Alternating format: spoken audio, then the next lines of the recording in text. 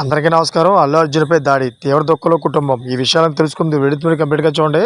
అప్పుడే మీకు complete information ఏంటో అర్థమవుతుంది. అదేవిధంగా చాలామంది వీడియో చూస్తున్నారు కానీ సబ్స్క్రైబ్ చేసుకోవడం మాత్రం మర్చిపోతున్నారు. దయచేసి సబ్స్క్రైబ్ చేసుకోండి. సబ్స్క్రైబ్ చేసుకోవడం వల్ల నేను చేసే ప్రతి ఒక్క అప్డేట్ మీరు ముందుగానే పొందగలుగుతారు. అదేవిధంగా చాలామంది లైక్ చేయడం మర్చిపోతున్నారు. దయచేసి లైక్ చేయండి. లైక్ చేయడం వల్ల ఈ ఇన్ఫర్మేషన్ వల్ల మనం చాలామందికి రీచ్ అవుతాం. ఇంకా లేట్ చేయకుండా వీడియోకి వెళ్ళిపోదాం. ఫ్రెండ్స్, అల్లు అర్జున్ ఇంటిపై దాడి జరిగింది. ఓయూ జేఏసీ అదేవిధంగా అల్లు అర్జున్ ఇంటిని ముట్టడించింది.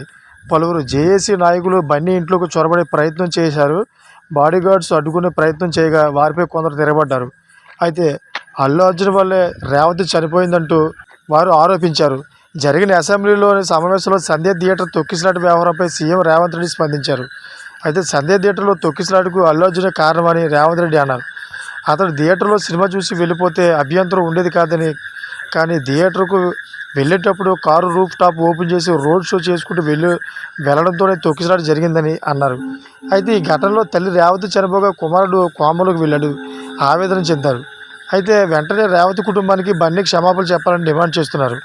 అంతేకాకుండా రేవతి కుటుంబానికి ₹1,00,00,000 నష్టపరిహారం ఇవ్వాలని డిమాండ్ చేస్తున్నారు. ఆ కుటుంబానికి అన్ని విధాలా ఆదుకోవాలని జేఏసీ నాయకులు కోరుతున్నారు. ఇక విషయం తెలిసిన వెంటనే పోలీసులు అక్కడికి చేరుకున్నారు. అనంతరం వారిని అదుపులోకి తీసుకుని అరెస్ట్ చేశారు. చూసారు ఫ్రెండ్స్, లేటెస్ట్ అప్డేట్స్ కోసం ఛానల్ సబ్స్క్రైబ్ చేసుకోండి. Thank for watching friends.